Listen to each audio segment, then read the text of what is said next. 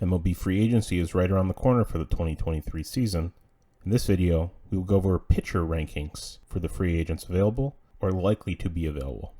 If you like this video, you also may like other videos that are in the description featuring full rankings, batter rankings, players that are eligible for qualifying offers this offseason, and free agents that have options, whether they be club or player options.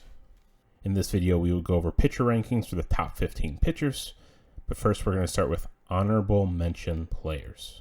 On the screen, you will be able to see their position, whether they're a reliever, closer, or starting pitcher, along with which team they most recently played for.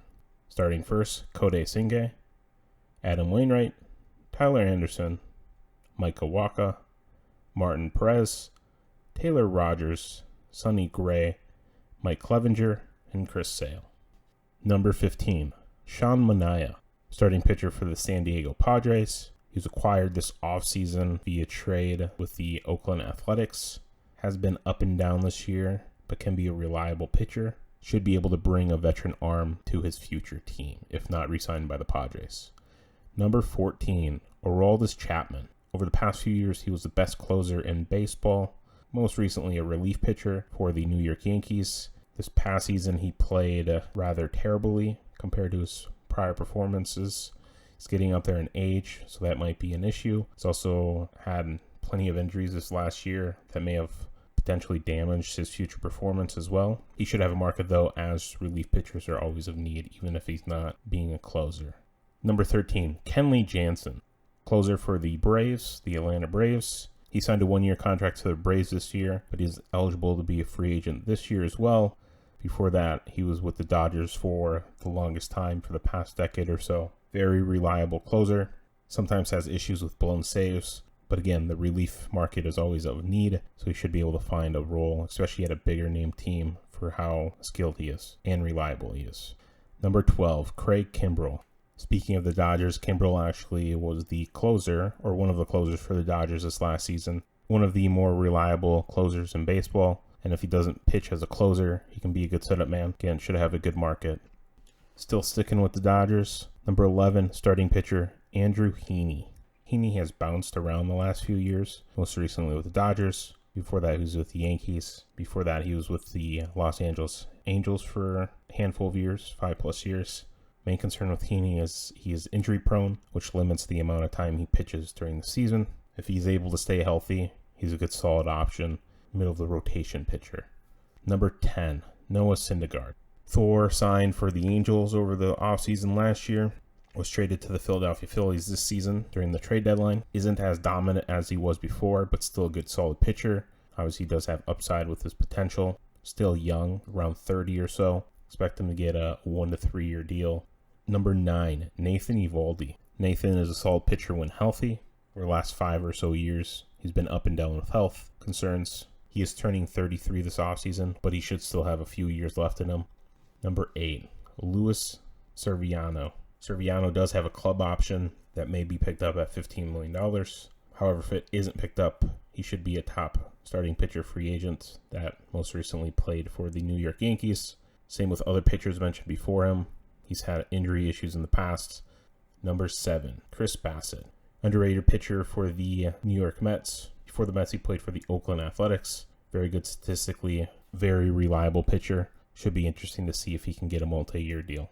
Number 6, Clayton Kershaw. Kershaw has dealt with injuries over the last few years. Before that, he was a perennial Cy Young winner. Was considered one of the best in the game. If he can get healthy, we'll see where he can get back at. There should be a lot of suitors for his service.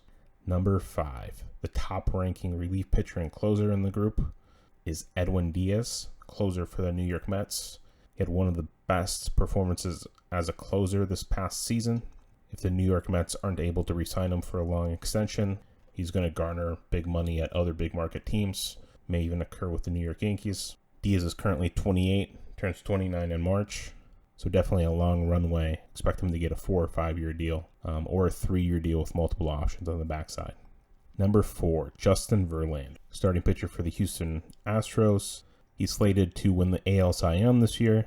At 40 years old, he probably has 1 or 2 years left of him, unless he pulls a Nolan Ryan and goes up to 45 or so. Expect him to get a 1 or 2 year deal maybe a 1-year deal with an option at the backside with a player option. But currently this year he does have a $25 million player option that he is more than likely expected to decline, which makes sense because he should be aiming for 35 to 40 per year with his next team, if not the Astros. Even if the Astros do resign him, expect to be around that number. Number 3, Carlos Rodon. Rodon was actually a free agent last year, signed a 2-year deal with the Giants this past offseason. He does have a player option that he's expected to decline. That player option became available to him once he hit an inning requirement.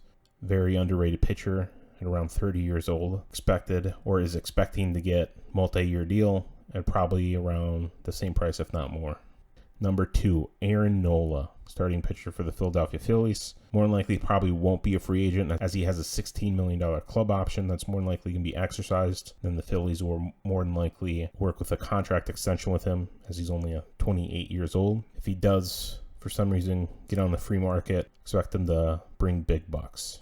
And last but not least, number 1, Jacob deGrom, starting pitcher for the New York Mets. He has a $30.5 million player option that he said he's going to decline. One of the main reasons why he would decline is if he does accept it, there's a club option the year after that. So basically he loses his flexibility for 2024.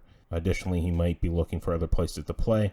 This past season, he was injury prone, but when he isn't injured, he is one of the best, if not the best, pitcher on the mound in the MLB today. Again, like stated at the beginning of the video, check out the links in the description for other free agent videos. For this 2023 offseason, there's going to be a full free agent ranking video, batter ranking video, a video that's discuss qualifying offers and players that are eligible, and then a video that discuss options for players and for club options, and which options will likely be picked up by the players or clubs. Again, thanks for watching.